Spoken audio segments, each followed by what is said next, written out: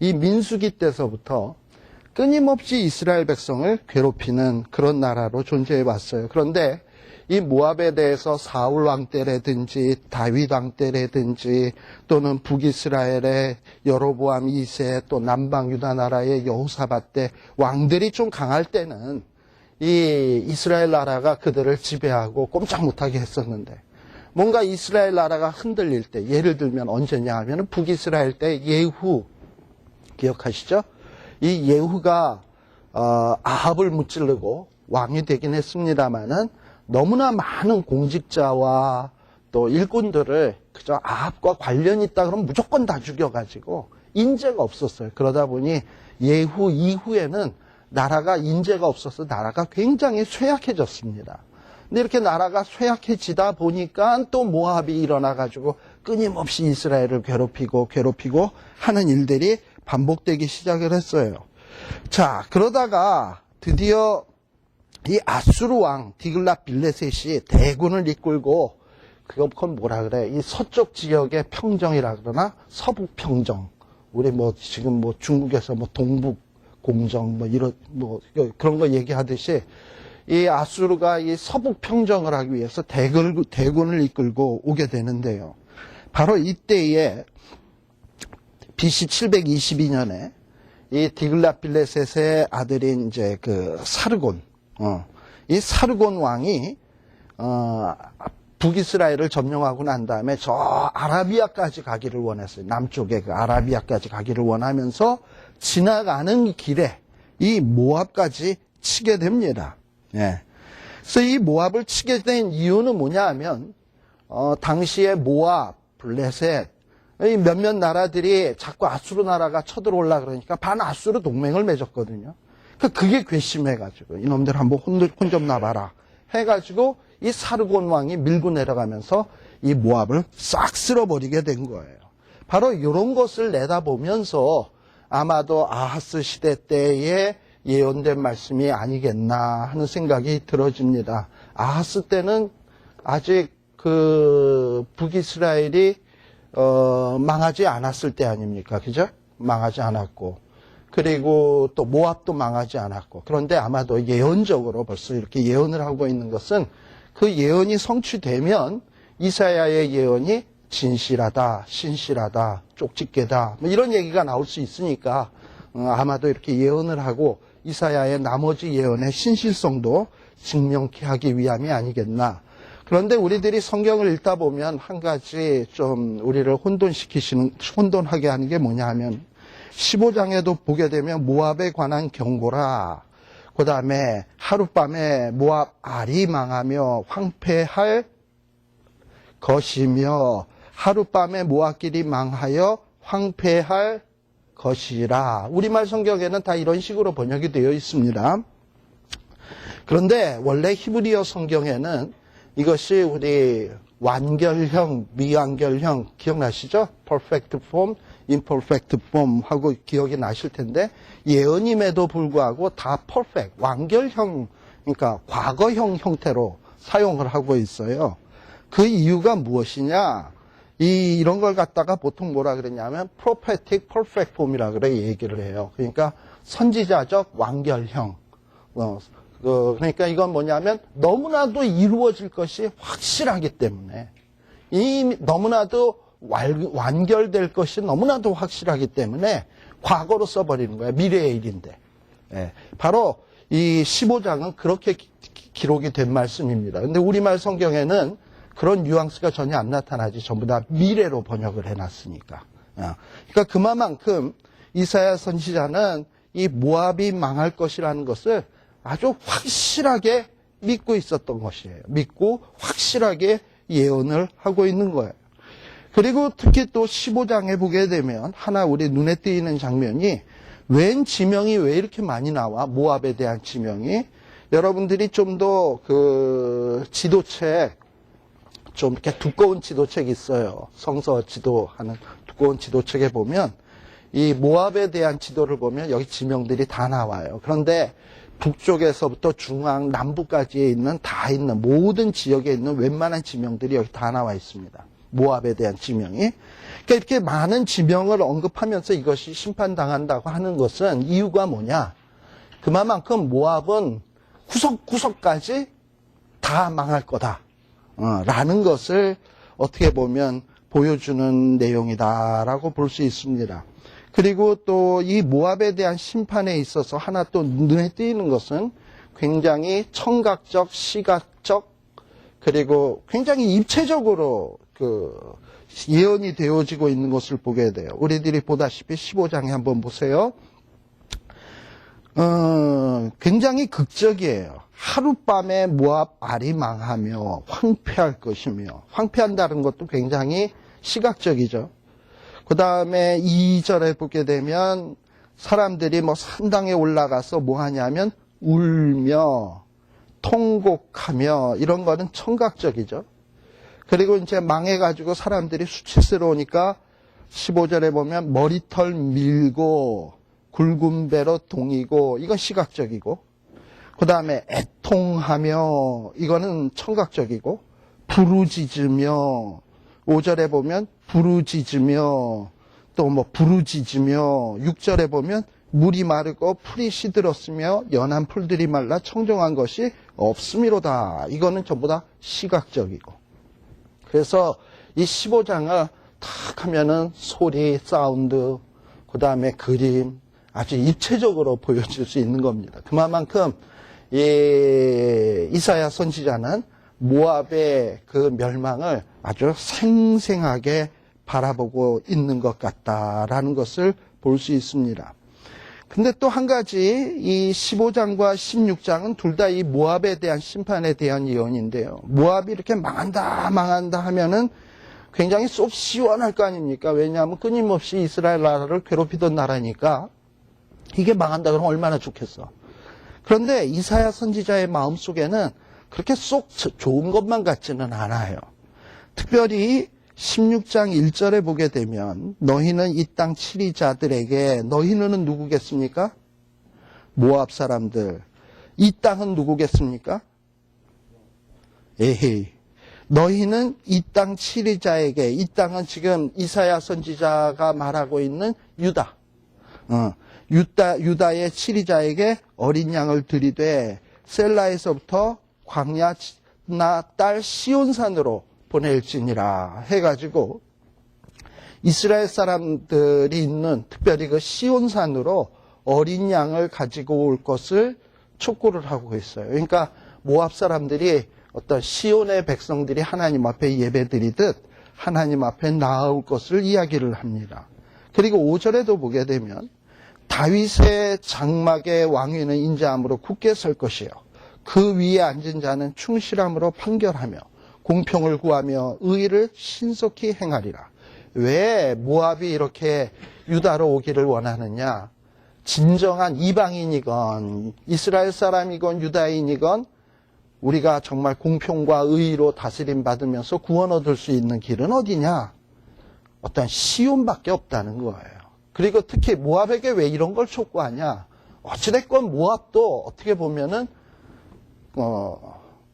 같은 친척 아닙니까? 그러니까 누구보다도 가깝다고 생각이 되었음인지 이렇게 모압 백성들이 돌아오기를, 특히 메시아에게 순종하고 돌아오기를 촉구하는 것을 보게 돼요. 이런 것들이 조금 이 모압의 예언에서 우리들이 눈에 띄는 내용입니다. 그리고 또 보게 되면은, 그러면은 왜 모압이 망하느냐? 6절. 16장에 보게 되면, 6절에 보게 되면, 모압이 망하는 이유는 뭐냐 하면은, 모압의 교만을 들었나니, 심히 교만하도다. 그는 거만하며 교만하며, 여기서 보면 교만과 비슷한 말이 몇 번이나 나옵니까? 교만, 거만, 교만. 분노, 화장. 무지 많이 나오죠. 이렇게 비슷한 단어들이 반복되어서 나온다는 것은 그만큼 모압이 교만했다는 얘기예요. 강조해서 얘기하는 거예요. 네. 그러니까 이 모압이 망하는 이유는 교만 때문입니다. 교만. 하나님이 이방 나라 멸하실 때 보면 멸하시는 가장 큰 이유가 뭐냐면 대개가 다 교만이야. 아수르도 그렇고 바벨론도 그렇고 다 교만이야. 다시 말하면 하나님보다 더 잘났다고 생각하는 그런 마음들을 하나님이 심판하시는데요. 심판을 어떻게 하시냐? 특별히 첫 번째는 이런 자연을 심판을 하시는데요. 특별히 그 가뭄 같은 것으로 심판을 하십니다. 제가 이 팔레스틴 지역에 나는 어떤 이런 식물들, 먹을 것들에 대해서 좀 말씀을 드렸습니다만, 이 팔레스틴의 아주 주된 농산품 가운데 하나가 뭐냐면 포도거든. 포도. 그런데 이제 포도 농사가 잘 안 되니까 사람들이 건포도 떡을 위하여 슬퍼하며 근심하게 되고, 또 8절에서 보면 포도나무가 마르게 되고, 그 다음에 이전에는 그 포도나무가 야세레까지 이르고 싹이 자라서 바다까지 건널 만큼 좋은 가지들이었는데 이런 가지들이 다 꺾여졌다 이 말이죠. 예. 그리고 또 뿐만 아니라 농부들도 그냥 이렇게 농사를 쫄딱 망하게 되니까 9절에 보면 곡소리가 나요. 곳곳에서. 그리고 이렇게 하나님이 가뭄으로 심판하고 또 어떤 심판을 하시냐? 즐거움을 제해. 특히 이 포도로서는 포도주 같은 것도 또 잘 만들잖아요. 예. 그러니까 뭐 농사도 안 되니까 즐거울 리도 없겠죠. 즐거움과 기쁨이 기름진 밭에서 떠났고, 포도원에는 노래와 즐거운 소리가 없어지겠고, 틀에는 포도를 밟는 사람이 없으리니 내가 그 소리를 그치게 하였음이라 라고 되어 있어요. 예. 그래서 이런 모압이 망하는 것을 보면서 이사야 선지자는 상당히 슬퍼하는 것 같아요. 11절에 보시면 이러므로 나의 마음이 모압을 위하여 수금같이 소리를 바라며 나의 창자가 길하레셋을 위하여 그러하도다. 아마도 정말 벨 꼴리는 거 이게 좋은 게 아닌데, 아무튼 이 벨 창자도 아프고 속 깊은 데서 아픈 거죠. 길하레셋 지명 이름이에요. 지명 이름, 모압의 지명 이름. 특별히 이 포도 농사나 이런 게 잘 되던 곳인 것 같아요. 예. 그런데 그렇게 그 농사가 잘 안 되고 이스라엘이 모압이 망하는 것을 보면서 상당히 이 마음 아파하는 이사야의 심정을 이해할 수 있습니다. 여기 또 이사야의 마음을 볼 수 있어요. 그리고 이 모압이 이렇게 하나님 앞에 심판받게 되니까 12절에 보게 되면 모압 사람들이 기도할지라도 하나님이 듣지 않으시고요. 그리고 모압의 심판이 곧 임박했음을 14절에 이야기를 합니다. 이제 여호와께서 말씀하여 가라사대 품꾼의 정한 해와 같이 3년 내에 모압의 영화와 큰 무리가 능욕을 당할지라 라고 되어 있어요. 아마도 아하스의 거의 말년이었던 것 같아. 그리고 히스기야가 곧 왕이 되고, 그리고 그 다음에 디글라빌레셋 사르곤이 밀고 내려와서 곧 이제 모압이 망할 날이 얼마 남지 않은 것 같습니다. 그래서 이렇게 이야기를 해요. 이것이 바로 모압에 대한 예언입니다. 자, 그 다음에 17장에는 또 이제 어느 나라냐? 여기에 보면은 여러분들 그 17장 1절의 표제를 보면 어디에 대한 경고라? 다메섹에 대한 경고라 라고 되어 있습니다만, 이 17장에 나오는 이 경고는 단순히 다메섹에만 대한 경고가 아니고, 다메섹, 그 다음에 다메섹에 대한 거는 1절에서부터 3절까지가 다메섹에 대한 경고고요. 4절부터 시작을 해가지고 11절까지의 내용은 북이스라엘에 대한 하나님의 심판의 예언이고요. 또 12절로부터 14절은 아수르의 멸망에 대한 예언입니다. 그런데 왜 이것을 이렇게 각각 세 나라나 되는데 17장 1절에서는 다메섹에 대한 경고로 하나로 그냥 도매급으로 넘어가는 것인가 하는 것을 좀 우리들이 생각해 볼 필요가 있는데요. 첫 번째는 이 다메섹은 나라로는 뭐죠? 아람 혹은 수리아. 수리아라고 하는 나라인데, 이 나라가 이 아하스 때 이 남쪽 유다 나라를 침공하기 위해서 이 아람하고 북이스라엘 베가가 동맹을 맺었잖아요. 그래서 어떻게 보면 다메섹과 이스라엘, 북이스라엘은 한 묶음이야.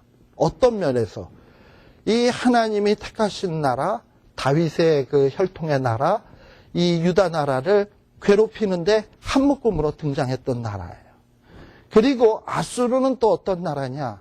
이제 아수르에 의해서 물론 아람도 망하고 북이스라엘도 망합니다만 그 다음에 이 다메섹과 아람을 이어서 이 남쪽 유다 나라를 괴롭힌 나라 하면 또 그건 어디냐 하면 역시 또 아수르예요.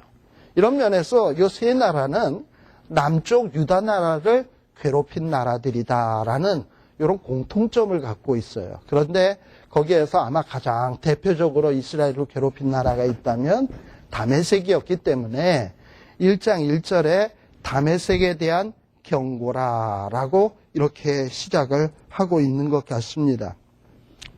자, 그러면 이 다메섹에 대한 이 예언은요, 사실 이미 우리가 이 이사야서의 전반부에 그 아하스 왕이 그 이사야와 함께 있을 때 이사야가 보라 처녀가 잉타하여 아들을 낳으리니 그 이름을 임마누엘이라 하리라 하는 그 예언했을 때 이미 북이스라엘과 아람은 뭐 그 연기나는 부직갱이와 같아서 하나님이 뭐 아이가 선악을 분별하기 전에 뭐 아이가 엄마 아빠라고 하기 전에 하나님이 심판하시겠다. 이미 북이스라엘과 그다음에 그 아람 나라가 멸망할 것을 예언했거든요.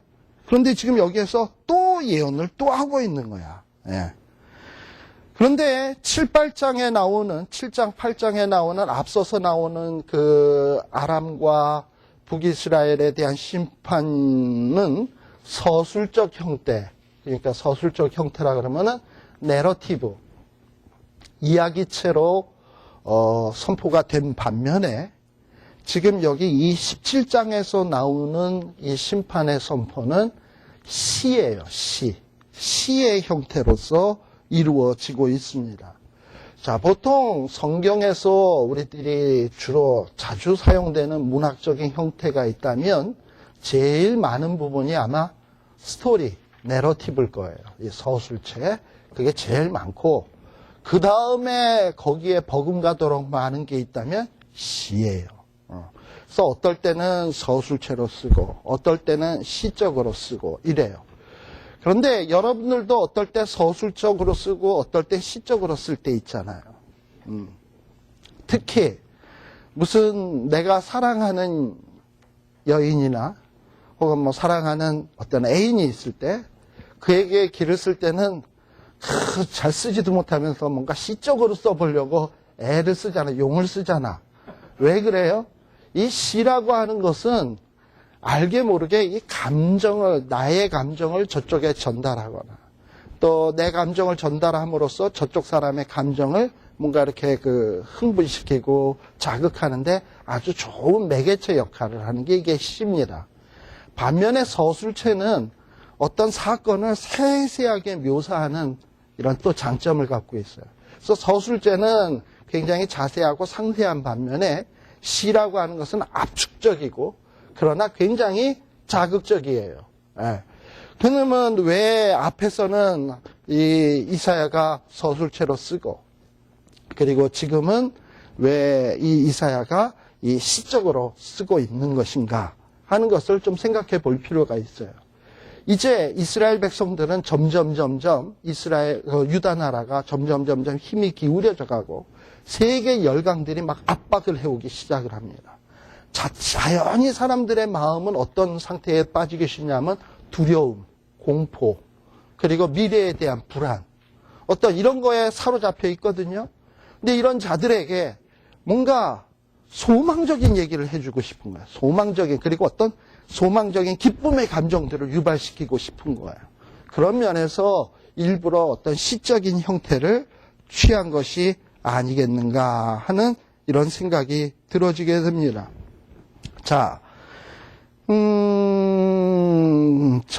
그리고 그 다음에 이제 그 성경의 내용을 보자고요. 자, 그러면 성경의 17장에 보게 되면 다메섹에 대한 경고라. 다메섹은 이 아람의 수도입니다. 그래서 수도를 대표적으로 해서 지금 이야기를 하고 있어요. 그런데 이 수도의 성이면 가장 화려하고 웅장할 것 아니에요? 그리고 가장 성다운 모습을 갖췄을 거 아니겠습니까? 그런데 이 이사야의 예언에 의하면 이 아람의 최고의 도시인 다메섹조차 장차 성읍의 모양을 이루지 못하고 무너진 무더기가 될 것이라 라고 얘기를 하고 있어요. 그리고 또 이 다메섹에 있는 아로엘의 성읍들이 다 버림을 당하고 약물이 치는 곳이 된다. 이것은 뭐냐 하면 건물들이 다 무너져서 완전히 자연 상태로 돌아가가지고 유목하는 상태가 되어버리겠다 이 말이죠. 그리고 또 3절에도 보면 에브라임의 요새, 다메섹 나라, 아람의 남은 백성이 멸절하겠다. 그리고 이것을 강조하기 위해서 여러 번 나왔습니다만 만군의 여호와의 말씀이니라 라고 얘기를 했습니다.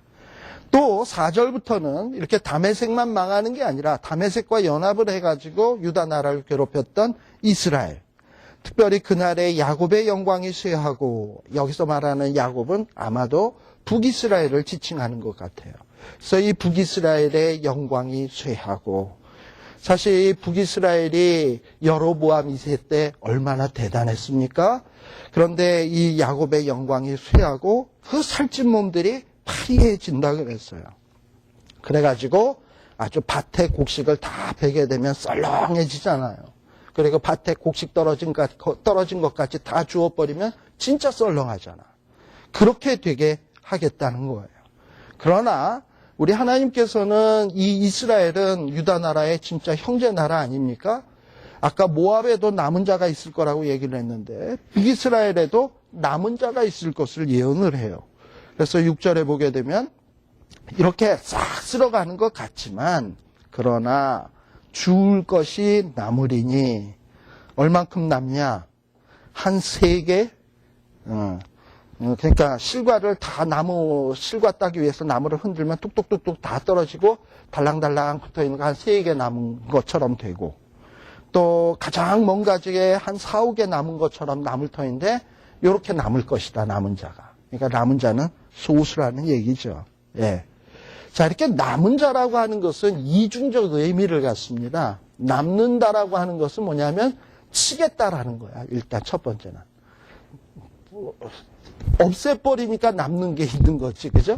그러니까 일단 남은 자라는 의미 속에는 심판의 의미도 있고, 그런데 심판을 해서 싹 쓸어버리는 게 아니라 남는다 하면 은혜의 의미도 있는 거예요. 남은 자, 요 말 속에는 심판과 어떤 하나님의 은혜가 공존하는 개념이 이게 남은 자 요 개념에 담고 있는 말입니다. 그런데 이런 남은 자들이요, 북이스라엘의 남은 자들이 7절에 보게 되면 돌아올 때 자기를 지으신 자를 쳐다보며 또 거룩한 자를 바라보며 우상 숭배하던 것들 다 때려치고 그런다 이 말이에요. 예.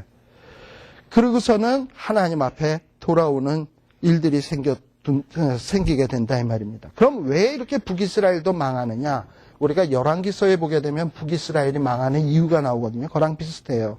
여기 10절에 보게 되면 북이스라엘이 자기의 구원의 하나님을 잊어버렸고 능력의 반석을 마음에 두지 않은 까닭이다 라고 이야기를 합니다. 그러니까 하나님에 대해서 잊어버리고 또 하나님의 능력의 반석을 마음에 두지 아니하고 자꾸 끊임없이 다른 나라를 의지하고 뭔가 자신의 힘으로 뭘 해보려고 그러고 이런다 이 말이죠. 바로 이런 것들로 인해서 하나님이 심판하시겠다라고 이야기를 해요. 하나님이 북이스라엘을 얼마나 사랑했냐 하면은 11절에 잘 나오는데 마치 하나님이 농부처럼 되어가지고 그 이스라엘 사람들을 그 가나안 땅 북쪽에다가 심으셨고 또 비료도 주고 그래서 잘 발육하도록 했는데 그런데 결국은 죄로 인해서 하나님의 심판의 날에 싹 쓸어 없어지겠다라고 얘기를 하고 있는 거예요. 그러니 이 얼마나 안타까운 일입니까? 또 12절서부터는 아까도 얘기했지만 여기는 아수르에 대한 심판이라고 이야기를 했어요.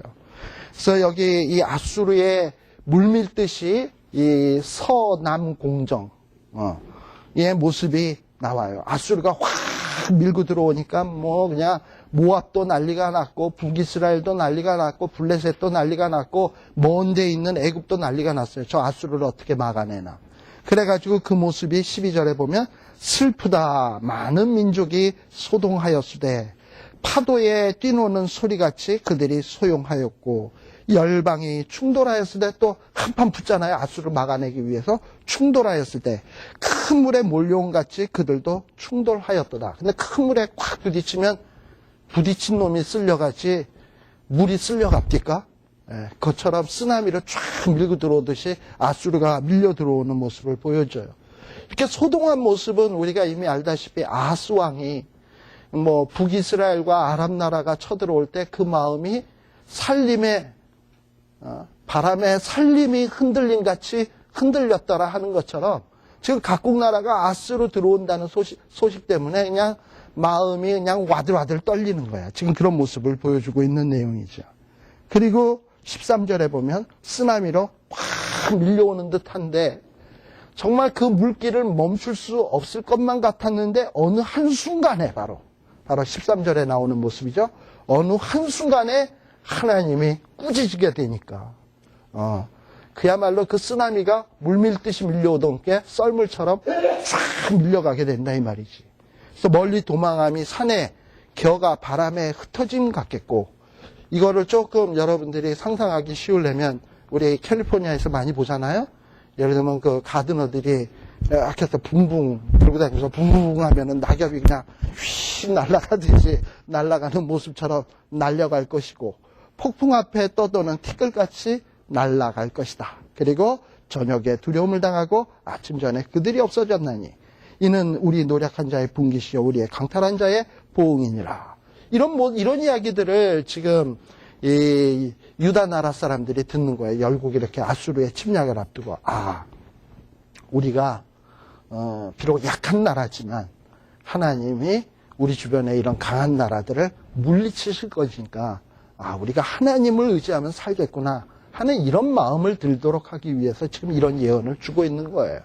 근데 이런 예언에 대해서 깨닫는 자가 얼마나 될까? 그렇게 많아 보이지 않는다라는 게 이게 안타까운 모습 가운데 하나죠. 그 다음에는 이제 구수인데요. 구수. 이 구수는요, 지금의 이디오피아를 얘기하는 겁니다. 그런데 이 구수와 항상 우리들이 늘 같이 생각을 많이 해야 될 것이 뭐냐면 애굽이에요. 우리가 구수 따로 애굽 따로 하는데 이 애굽은요, 이방 민족들이 들어와서 바로가 된 적이 많아. 우리가 이미 이야기했습니다마는 창세기에 보면 요셉이 이민 갔을 때 그때는 애굽의 본토 사람이 다스리지 아니하고 힉소스족이 왕이 되어가지고 바로가 되었고요. 그리고 또 어떨 때는 이디오피아의 이 구스가 세력이 강해져가지고 애굽을 점령하고 거기에 막 바로가 되었던 때도 있어요. 그래서 여러분들이 이집트에 관계된 영화 같은 거, 뭐 클레오파트라나 무슨 뭐 이런 영화 같은 거 이렇게 보면 말이죠. 간혹 보면 그 궁궐 안에 보면은 까만 애들 많죠. 뭐 이렇게 지키고 있는 애들 가운데 까만 애들도 많잖아. 아프리카 구스 사람들, 흑인들이거든요. 뭐 이런 사람들도 있고 그래요. 그래서 이 구스와 이 애굽하고는 굉장히 밀접한 관계가 있는 곳이다라는 것을 좀 여러분들이 생각하고서 이 구스를 보는 것이 좋을 것 같습니다. 네. 예. 예.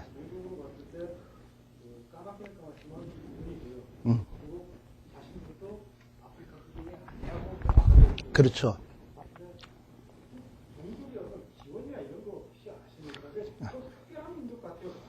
예. 예. 저 잘 몰라요. 제가 어떻게 뭐 그거 다. 예. 예. 여기 그 엘살바도르나 과테말라나 이런 데 온 애들 보고 너 멕시칸이냐 그러면 죽어 다니라 그러지. 걔네들도 똑같은 뭐 스페니쉬 비슷하게 말하면서 자기 아니라 그러지. 아느냐 그러죠. 예. 우리 노래는 그랑 조금 다릅습니까? 예, 아무튼. 예. 근데 아무튼 여기 구스가 아무튼 이렇게 그 같은 지역에 있다 보니까 이 애굽하고 구스는 굉장히 뗄래야 뗄 수 없는 관계다라는 것을 여러분들이 좀 생각을 해보시면 좋겠어요. 근데 우리가 앞서 나온 예를 들면 모압이라든지 또는 아람, 다메섹이라든지 북이스라엘 뭐 이런 나라들은 너네들 심판당한다, 멸망당한다 이런 내용이 주안점이었던 반면에 이상하게 이 구스에 대해서는 좋은 얘기가 많이 나와요. 심판에 대한 얘기도 많이 나옵니다만 좋은 얘기들이 많이 나와요. 특별히 이 구스 나라에게 이 유다의 하나님, 유다를 보호하시는 하나님의 능력이 아니고 능력을 보고 믿음을 갖도록 권면하는 내용들이 나오고 있습니다. 이 이사야가 예언하는 것 중에서 우리들이 조금 유심히 봐야 될 내용 가운데 하나예요. 그래서 지금 이 18장은요, 크게 한 세 부분으로 나누어지는데 1절에서부터 2절까지 첫 번째는 구스 사절을 향한 선지자의 충고고요. 두 번째는 아수르가 망한다. 그 다음에 나머지 부분은 여호와 앞에 굴복하게 될, 다시 말하면 굴복한다라는 건 이건 나쁜 의미가 아니라 여호와 앞으로 돌아오게 될 그 구스의 미래를 이야기하는 내용을 이야기를 합니다. 자, 그러면 이 구스는 어떤 역사적 배경을 갖느냐? 대개 이 구스가요, BC 20세기경, 그러니까 거의 아브라함 때랑 비슷한 때야. 이때 나라를 벌써 만들었던 데가 이 구스예요, 이디오피아예요. 물론 그렇죠. 이집트의 문명이라는 건 굉장히 오래된 문명 아닙니까? 그러니까 그 옆에 있는 나라니까 그 옆에 있는 나라도 문명이 오래됐겠지. 그러니까 아무튼 20세기에 벌써 나라를 형성했고, BC 715년, 이때는 그 샤바코라고 하는 그 구스의 지도자예요. 이 구스의 지도자가 그냥 세력을 확장을 해서 애국까지 통치를 하게 돼버렸어, 샤바코. 여러분들이 5페이지를 보시게 되면요, 한번 보세요. 우리 그 교재의 5페이지를 보면 그 나라에 대한 그 연대 뭐 이렇게 쭉 나오잖아요. 거기에 보면은 애굽에 보면은 715년 해가지고 샤바코라고 하는 인물 나오죠. 예. 바로 그 사람이 구스 사람이에요. 구스 사람인데 애굽을 그냥 거의 통치를 해버렸어. 바로처럼 돼버렸어. 그래가지고 아주 강력한 그 왕조를 세우는데 그게 소위 애굽의 25왕조야. 제 25번째 왕조예요. 그러니까 왕조긴 왕조인데 이방 사람들이 통치하는 왕조죠. 네. 이방 왕조가 들어서게 됐어요. 그리고 이때는 어떤 때냐? 이 아수르의 산헤립이요. 이 북이스라엘을 점령시켰고 다메섹도 점령시켰고 그리고 유다 나라도 1차로 일단 공격을 했어요. 그게 이사야 36장 1절에 나오는 내용입니다. 1차로 공격을 해서 여러 유다 나라의 성읍들을 또 빼앗았던 때예요. 그리고 이제 2차 공격을 준비하고 있을 때인데 그런데 그러다 보니까 이 애굽 나라는 저 아수르가 이제 유다까지 무너뜨리면 이제 다음은 우리 차례인데 위협을 느낄 거 아니에요? 굉장히 위협을 느끼게 된 거야. 그래가지고 어떻게 하면은 저 아수르를 막을 수 있을까? 이 샤바코도 걱정을 하기 시작을 한 거예요. 그런데요, 또 이 아수르는 어떤 계획을 갖고 있었냐 하면 애굽을 쳐내려가는 데 있어서 누구냐? 블레셋, 가자 지역하고 동맹을 맺어가지고 애굽을 치면 되겠다. 이런 생각을 딱 한 거야. 근데 일이 꼬일래니까 왕 히스기야 아시죠? 히스기야가 왕이 처음에 딱 된 다음에 종교개혁도 하고 뭐 일을 많이 했잖아요. 이러면서 막 아버지 때는 완전히 나라가 개판이었지만은 히스기야가 왕이 되면서 이 국력을 확장시키기 시작을 해요. 그러면서 이 히스기야가 누구를 점령을 해버렸냐면 가자, 블레셋을 딱 점령을 해버렸어. 그러니까 이 아수르의 계획이 와장창 틀어져 버리잖아요. 이 블레셋하고 협력해서 치려고 그랬더니 이거 히스기야가 완전히 고춧가루를 딱 뿌린 거야. 그러면 누가 히스기야가 이쁠까 또? 이집트는 또 히스기야가 이뻐 죽겠지. 예. 이집트가 히스기야를 이뻐 죽겠죠. 예. 이집트는 히스기야가 이뻐 죽는 거야. 그러니까 요참에 히스기야하고 이집트가 힘을 합해서 아수르에 대항하면 해볼만 하겠다. 뭐 이런 승산을 갖게 된 거예요. 그러다 보니까 그런 시도를 하기 위해서 이 구스 사람이 무슨 생각을 하느냐 하면 이 유다 나라에게 사신을 보내가지고 뭔가 유다의 히스기야 왕하고 관계를 좀 잘 맺어놓으면 이 아수르의 위협으로부터 우리가 좀 벗어날 수 있지 않을까. 이런 생각을 하게 된 겁니다. 그래서 여기 18장 1절에 나오는 내용이 이거예요. 슬프다 구수의 강 건너편에 날개치는 소리 나는 땅이요. 이 땅이 어느 땅? 애굽 땅이죠. 애굽 땅. 그러니까 구수 강 건너편에 날개치는 소리 나는 땅이에요. 그러니까 애굽을 구수가 먹어버렸어요. 그리고 갈대 배를 물에 띄우고 그 사자를 수로로 보내며 이르기를 너희 경첩한 사자들아 너희는 강들이 흘러 나누인 나라로 가되. 이게 어느 나라겠습니까? 자, 이스라엘 나라는요 남북으로 요단강이 흐릅니다. 아시죠? 갈릴리 호수로부터 사해 바다까지 이렇게 강이 남북으로 쫙 흐르면서 요단 동편에 거하고 있는 족속은 르우벤과 므낫세 갓지파 길르앗 땅에 거하고 있고 요단 서편에는 나머지 지파가 살고 있어요. 그래서 강을 중심으로 해서 어떤 이스라엘 민족이 동서로 나누어져서 살고 있습니다. 바로 지금 그 얘기를 하고 있는 거야. 뭐냐면 지금 이 구수에 있는 사신들, 애굽에서 지금 이 사신들을 수로로 배를 태워서 쭉 보내는데 아마도 이 홍해 바다 같은 걸 어떻게 건너서 오는지도 모르겠어요. 오는데 어디로 가냐 하면은 강들이 흘러 나누인 나라, 다시 말하면 이스라엘 나라, 유다 나라로 가되.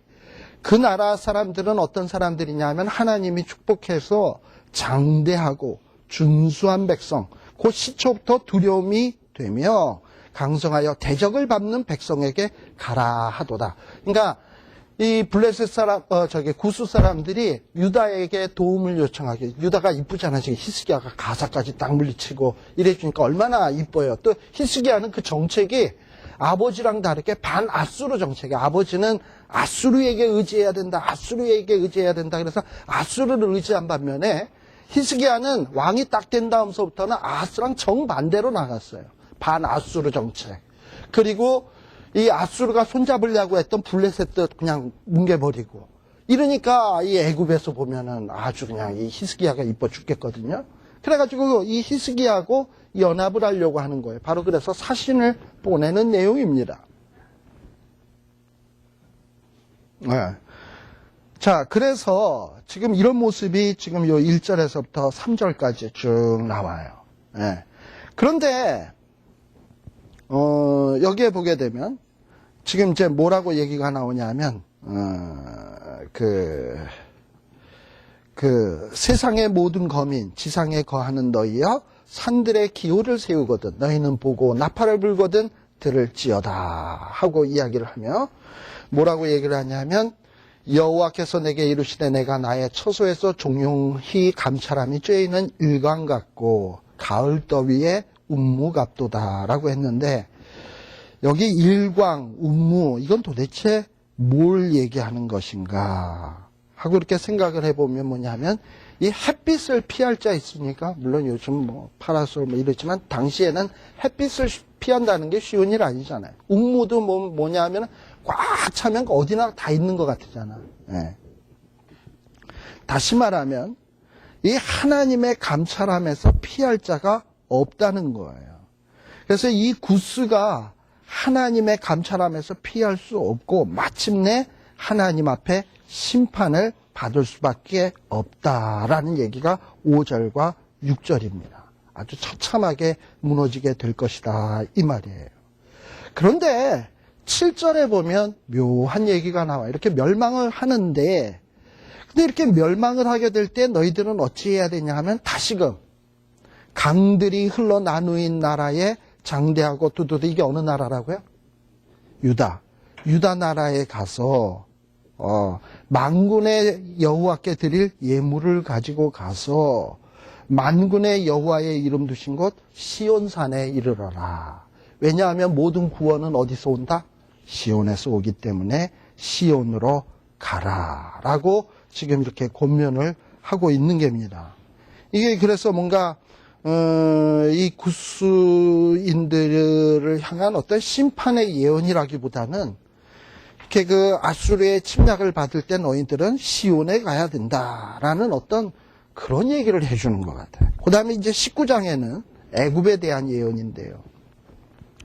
자, 이 애굽도요, 하나님이 애굽을 심판하시는데 참 여러 가지 이제 모양으로 심판을 하십니다. 특별히 19장에서부터 보게 되면은 첫 번째는 하나님께서 이 애굽에 큰 혼란을 겪게 하십니다. 아마 또 이건 정치적인 혼란인 것 같아요. 아까 애굽의 그 구스의 샤바코가 그 애굽을 통치하기 시작했다 그랬잖아요. 그러니 이 샤바코에 대해서 본토 애굽 사람들이 좋아할 리가 없잖아. 어떻게 하면 샤바코를 몰아내고 자기네들이 세력을 잡아서 독립된 나라를 이루나. 이게 꿈에도 소원일 거 아닙니까? 예. 그러다 보니까 이 샤바크가 통치하다가 어떤 이 반란이 일어나서 샤바크 정부가 흔들리기 시작을 했어요. 그래가지고 완전히 애굽 나라가 어떻게 돼버렸냐면 춘추 전국시대 같이 돼버린 거예요. 그래가지고 나라가 애굽 나라가 12개의 노모스라 그래가지고 구역으로 나누어져 가지고 서로 전쟁을 하는 거야.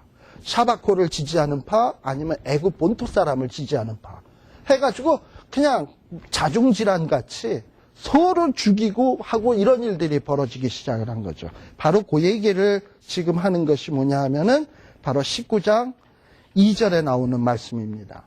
하나님께서 애굽인을 격동하사 누구를 쳐요? 애굽인이 애굽인을 쳐. 형제가 형제를 쳐. 이웃이 이웃을 쳐. 성읍이 성읍을 치고 나라가 나라를 칠 것이고. 그러니까 이게 뭔가 이 애굽 나라에 아주 커다란 정치적인 격변이 일어나는 것을 이야기를 하는 거예요.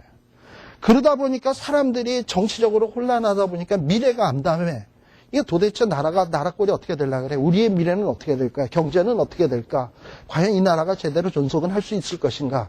저보다 정말 그냥 눈앞이 캄캄한 거예요. 그러다 보니 사람들에게 어떤 현상이 벌어지느냐 하면 3절. 사람들이 정신이 다 혼미해지고 쇠약해졌어. 그리고 뭐 어떤 계획을 세울 수가 없어. 미래가 안 보이는데 무슨 계획을 세워요. 그래서 도모는 파한 바가 되고 그러다 보니 뭔가 미래는 알긴 알아야 되겠고 알 길은 없고 그러니까 사람들이 누굴 찾아가냐? 우상, 마술사, 신접한자, 요술객 뭐 이런 사람들에게 찾아가기 시작하는 거죠. 그러니까 뭐 사회가 엉망진창이 돼버린 거지. 예. 예. 그러다가 이 12개의 이 노모스를 통치하는 아주 힘센 군주가 나타나는데 그 12개의 노모스를 통합한 어떤 왕이 누구냐면 삼메티쿠스라고 하는 왕이 나타나게 됩니다. 거기 내가 어디다 써놨습니까? 예.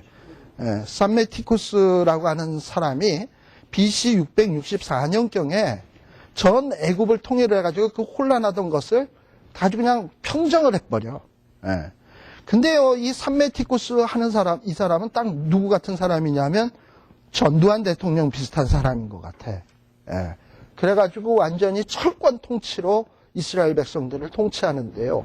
이 삼메티쿠스의 아들 느고라고 하는 친구는 한술 더 떠가지고 더 포악한 정치를 했어요. 특히 느고 때에는 이 애굽이 수에즈 운하 있잖아요. 수에즈 운하. 바로 이때부터 운하의 필요성을 느끼고 이 느고가 한 12만 명 되는 애굽 본토 사람들을 강제 노역을 시켜가지고 운하를 봤던 것 같아요. 예. 그러니까 완전히 종처럼 부린 거죠. 예.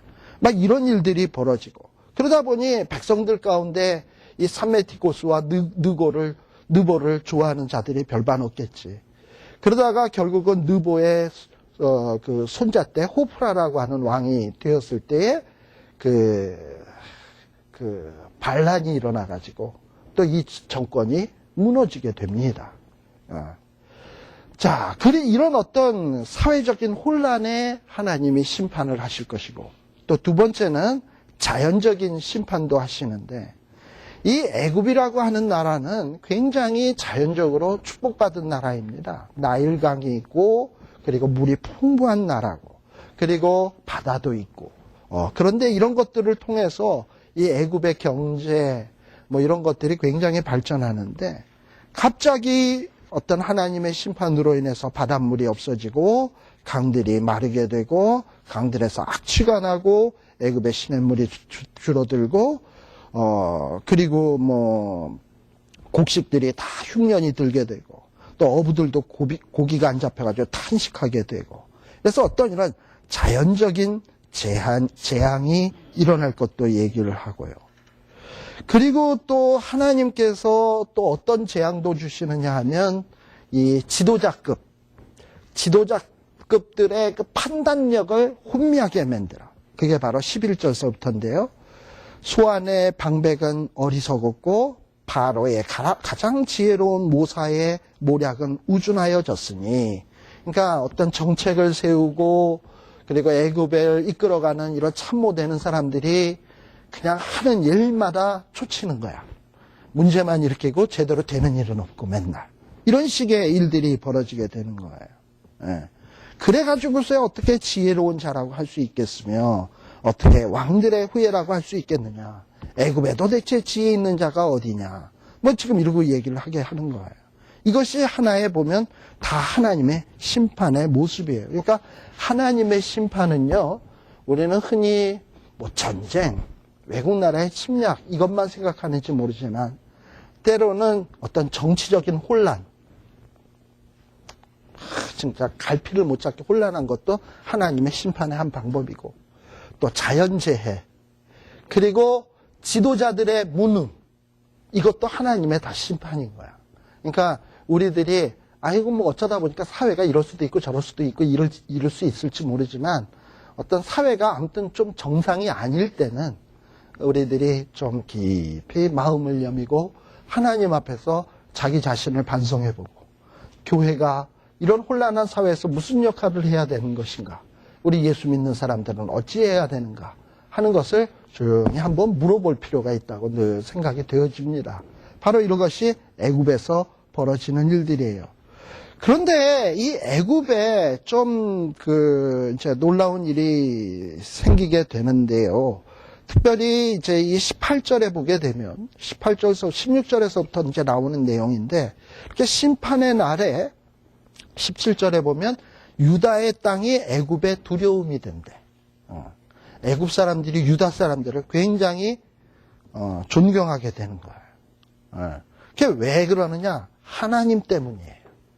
이건 우리가 알다시피 아수르 군대를 히스기야 때 완전히 이겨버리잖아요. 그러면서 이 애굽이 야 지네들도 덜덜 떨었던 아수르를 어떻게 저렇게 히스기야가 그냥 만방에 깨버리나 하고서는 존경하기 시작을 해요. 그런데 단순히 역사적으로 그것만 얘기하는 것이 아니라 이것은 아주 먼 미래까지 내다보는 얘기입니다. 특별히요 18절에 보면 그날에, 특히 선지서에 보면 그날에라는 표현들이 많이 나오는데 굉장히 종말론적인 표현일 때가 참 많아요. 근데 이런 그날에 애굽 땅에 어떤 일들이 생기느냐 하면 가나안 방언을 말하는 일들이 생긴다. 즉 무슨 얘기냐 하면 가나안 말하는 사람들이 애굽에 많이 살게 되게 된다는 거예요. 그리고 또 5 성읍이 있는데 그 중에 하나가 장망성이라고 하는 것이 생기게 된대. 장망성. 그리고 또 19절에 보면 애굽 안에 어떤 제단이 세워지게 된대. 제단이 세워지게 되고, 그리고 또 어떻게 되느냐 하면은 20절에 보면 하나님 앞에 기도하는, 부르짖는 일들이 생기게 되고, 그리고 21절에 보면 하나님이 애굽에게 하나님 자신을 알리시는 일들이 생기게 되고, 또 애굽 사람들이 제물과 예물을 하나님께 드리고 경배하는 일들이 생겨난대요. 그런데 이 일은 실질적으로 후대에 그대로 이루어졌습니다. 여러분들이 57페이지 풋노트 45번에 보시게 되면 사실요, 이제 이 남쪽 유다 나라가 이 바벨론에 망하잖아요. BC 586년. 그러니까 BC 6세기에 망한단 말이죠. 그 6세기에 망할 때 바벨론 포로로 잡혀간 사람들이 있고, 또 하나는 유다 나라에 그대로 잔존해서 남은 사람들이 있고, 또 하나는 바벨론 포로로 잡혀가기 싫으니까 애굽으로 튄 사람들이 있어요.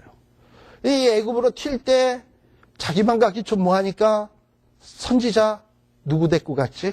예레미야를 잡아갖고 갔단 말이죠. 그래가지고 이 애굽에는요, 디아스포라된 유대인들이 벌써 BC 6세기서부터 많아지기 시작했어요. 그리고 여러분들이 예레미야서의 그 후반부에 보게 되면 예레미야가요, 애굽의 진짜 자기 민족에게 포로로 잡혀간 거 아니야.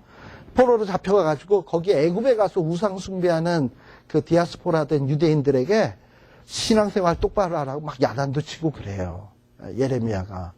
그러면서 그 안에 있는 이 유대인들, 애굽에 있는 유대인들에게 정신 똑바로 차리라고 막 이렇게 권면도 하고 있는 모습을 보여요. 그래서 이 유대인들이 벌써 BC 6세기서부터 이 애굽 안에 어떤 지금 우리 미국의 요 한인타운처럼 저 유대인들의 타운이 형성이 되게 되고, 또 타운이 형성되면 뭐가 있을까? 우리 한인타운이 형성되면 꼭 교회 있잖아. 걔네들은 꼭 거기에다가 회당 세우고, 이러면서 유대인들이 거기서 모여서 가나안 방언을 말하면서 율법을 강론하면서 이런 일들이 막 벌어지기 시작을 한 거야. 예. 그러던 것이 이제 어떤 일들이 생겨지게 되냐면 160년, BC 160년경에는요, 중앙재단이 이제 또 마치 유다 나라의 예루살렘 시온에 중앙재단이 있는 것처럼 애굽 안에 우리가 그래도 중앙 어떤 뭔가를 만들어야 될 거 아니냐. 중국의 옛날에 망명정부 세운 것처럼 중앙재단을 애굽에다가 또 임시로 하나 또 만들어요. 예. 그리고 그것을 허락을 받습니다. 근데 이것을 여기에 그 공헌을 끼친 사람이 누구냐면 이스라엘 나라에서 온니아스 4세라고 하는 제사장이 애굽으로 또 오거든요. 이 사람이 주동이 돼가지고 이 일들을 다 이루어. 그래가지고 애굽 안에 어떤 이스라엘 사람들만을 위한 도성 같은 게 딱 형성이 된 거지. 그게 아까 5 도성 가운데 장망성. 그리고 거기에 제단이 있게 되고 거기에서 사람들이 예배 드리게 되고. 그리고 이것이 자그만치 언제까지 이루어지게 되냐면 AD 71년까지 베스파니아 황제가 등장할 때까지 이 일이 존속되게 됩니다. 로마 시대 때까지. 예. 상당히 오래 가죠. 멤피스 거기 보게 되면은 그 멤피스에서 위쪽으로 얼마 되는 지역이라고 거기 써져 있지 않습니까 혹시? 예. 예. 예. 그렇게 돼 있는 곳이래요. 예. 예. 그래가지고 거기에서 그렇게 이제 되는데 이 애굽의 영향이 얼마나 대단하냐면 여러분들 교부 가운데 필로라고 아십니까? 결국은 애굽에서 나온 사람이에요, 그 사람도. 그리고 이 애굽을 중심으로 해서 이 애굽에 보면은 여러분들 애굽의 삼각조 평야가 이집트 지중해 북쪽으로 이렇게 벌어지면서 돼 있잖아. 예? 그래서 그 삼각조 평야 위쪽 왼쪽에 가보면 알렉산드리아라고 하는 도시가 있죠. 지중해 남쪽에. 알렉산드리아 도시도 어떻게 보면 이집트가 거의 영향을 미치는 그런 권이거든요. 바로 그 알렉산드리아 지역이 BC 2세기서부터 지금 이게 BC 160년, BC 2세기 때서부터 어떤 신앙의 도심지가 된 거야. 그리고 많은 유대인들이 있다 보니까 유대인들 2세, 3세 애들이 히브리어를 몰라. 구약 성경을 읽어야 되겠는데. 그래가지고 알렉산드리아 지역에서 뭐가 이루어집니까? 70인경이 나오게 되는 거예요. 그리고 여러분들 초대교회 때에 초대 사도들이 주로 읽었던 성경 말씀이 무엇입니까? 70인경 아닙니까? 70인경이고. 네.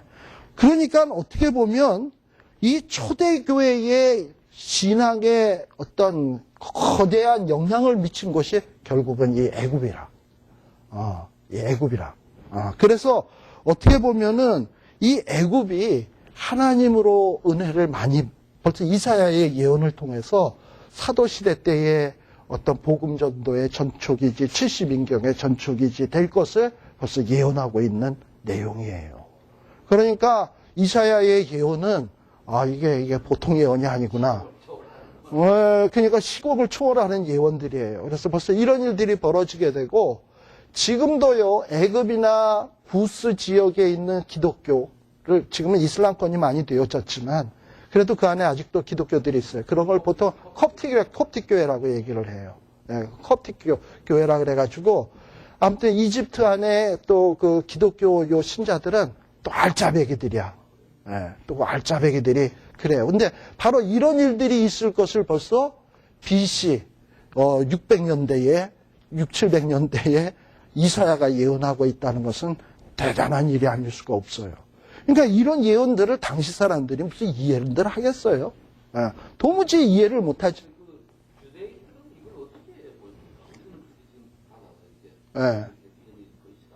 그러니까 유대인들도 무슨 70인경 번역되고 한 거는 이걸로 보죠. 특히 제가 거기에 그 풋노트에도 써놨습니다만 오니아스 제사장 같은 경우에 자기가 BC 한 160년대에 애굽에 가서 톨레미에게 허락을 받아서 제단을 세우고 했던 것이 이사야의 예언의 성취라고 믿고 있었거든. 주이시들도. 그렇지. 그까지만 보는 거지. 그 다음에 뭐 그리스도 그 이유는 그건 아니지만 아무튼 그런 식으로 본다 이 말이죠. 그러니까 아무튼 이사야의 이 예언의 폭과 넓이는 참 어마어마하다 이 말이에요. 근데 이런 것들을 우리들이 다 알고 후대에 보게 되면 이사야가 벌써 이렇게 먼 미래까지 내다봤구나. 그렇다면 이제 장차 오실 예수 그리스도, 또 예수 그리스도의 마지막 심판의 모습, 다시 이루어질 새하늘과 새 땅, 이런 것들을 우리는 자연히 믿어지지 않겠습니까? 이사야가 예언한 이 어떤 예언의 신실성으로 보게 되면 바로 그런 효과를 미치기 위해서 이런 열방의 예언들을 지금은 이사야가 쫙 진행시켜 나아가고 있는 것 같습니다. 자, 그 다음. 좀 다른 얘기인데. 네. 존 번연이 철로 역전 쓴 것도 이런 배경에서 쓴 겁니까? 그건 제가 잘 모르겠어요. 장망성을 향해서. 물론 제가 장망성이라는 게 어떻게 보면, 어떤 하나님을 바라보는 성이지, 그런 성이라는 의미에서 볼 수 있지만 지금 여기서 말하보는 장망성은 어쨌든 자기네들이 본인들이 시온에는 갈 수 없고 임시로 세워놓고 시온을 바라면서 세워놓은 성들이죠. 그러고서는 그럼 존 번연도 어떻게 보면 그럴 수도 있겠. 자, 아무튼 그래요. 그래서 이런 면에서 지금 보세요. 모압도, 북이스라엘도, 애굽도, 구스도 어떤 하나님 앞에 돌아올 것을 얘기하지 않습니까? 그러니까 이사야가 바라보는 어떤 하나님의 백성이라고 하는 것은 단순히 유다 혈통만의 이스라엘 사람들만 가지고 하나님의 백성이라 하지 아니하고, 물론 중심은 이스라엘 백성이 되겠습니다만 그 이스라엘 백성 중심으로 만방의 사람들이 시온으로 나중에 몰려올 날들을 바라보고 있는 거죠. 교회 시대를 이사야가 바라보고 있다고 봐야죠. 그래서 이 애굽도 마찬가지 차원에서 지금 이야기를 하고 있는 겁니다. 그 다음에 20장까지만 하고 우리 잠시 쉬었다 갑시다. 그 다음에 20장에 보게 되면은 이제 마지막 구스에 대한 예언인데요. 자, 그러니까 보세요. 지금 우리가 19장 했고 지금 20장하고 그 이전에 18장이 있었잖아요. 18, 19, 20장은 구스 애굽에 대한 종합 세트예요. 종합 선물 세트. 이게 한 묶음이에요. 한 묶음이에요. 네. 그래서 지금 여기에 보면은 그러니까 이 애굽에 관계된 그 예언의 제3부가 20장이 되는 겁니다. 네. 자, 그런데 이 20장에 보게 되면 무슨 얘기가 벌어지느냐? 하나님은 이 애굽을 심판하실 것을 이미 작정을 하셨어. 네. 작정을 했는데 아까도 제가 얘기했습니다만 애굽 사람들이 이 아수르 쳐들어오는 것을 보면서 누구랑 손을 잡으려고 했다고요? 히스기야하고 손을 잡으려고 했어요. 그래서 하나님께서는 이 이사야에게 아주 특이한 명령을 하십니다. 특이한 명령이 뭐냐면 너가 가서 말씀을 증거하긴 하는데 말씀 증거하기 이전에 먼저 생쇼를 먼저 해라. 그것도 생쇼도 이게 보통 생쇼가 아니라 거의 스트립쇼 수준의 생쇼를 해라. 라고 얘기를 하는 거예요. 2절에 보게 되면 이사야에게 일러 가라사대 갈지어다. 내 허리에서 배를 끌고 내 발에서 신을 벗을지니 그리고 뭐로? 벗은 몸과 벗을 발로 행해라. 다 벗은 거죠. 쉽게 얘기하면. 지금 말을 이렇게 점잖게 해서 그렇지 허리 끌르고 그때 무슨 뭐 허리 끌르면 고무줄로 된 팬티 있겠습니까? 줄 끊으면 다 내려가는 거지. 그렇잖아요. 신발 벗고. 그러니까 저는 또 이게 또 그럼 또 R이 되잖아요. 그러니까 어쨌든 거의 벗은 몸으로 행하는데 여러분들 히스기야를 한번 생각해 보십시오. 그래도 우리가 보통 이 히스기야는 왕족이거든요. 왕족이고 사관도 지낸 분이고 소위 선지자고 어떤 이스라엘 백성들의 아주 존경을 받는 양반이 이사야. 쉴 때가 돼가는 것 같아. 이사야가 이렇게 대단한 양반이 어느 날 갑자기 허리끈을 풀르더니 신발도 벗더니 이러고서는 그냥 막 돌아다녀? 그러면 얼마나 관심이 확 이사야에게 집중이 되겠습니까? 저 사람 저분 왜 저래? 이랬을 거 아니에요. 그래 놓고선 이제 하면은 4절, 5절에 자기가 왜 벗었는지, 왜 이렇게 생쇼를 했는지 이유를 설명을 하는 거예요. 너희들이 안 망할 것 같다고 생각하던 애굽, 구스. 이 구스가 지금 내가 이렇게 벗고 이렇게 다닌 것처럼 앞으로 다니게 될 거다. 특별히 어떤 큰 나라가 작은 나라를 이렇게 점령을 했을 때 노예로 잡아갈 때는요. 옷을 벗겨가지고 신발을 벗겨서 노예처럼 질질 끌고 간 거거든. 그러니까 너희 지금 이제 애굽 사람들이 이와 같이 될 것이라 이 말이에요.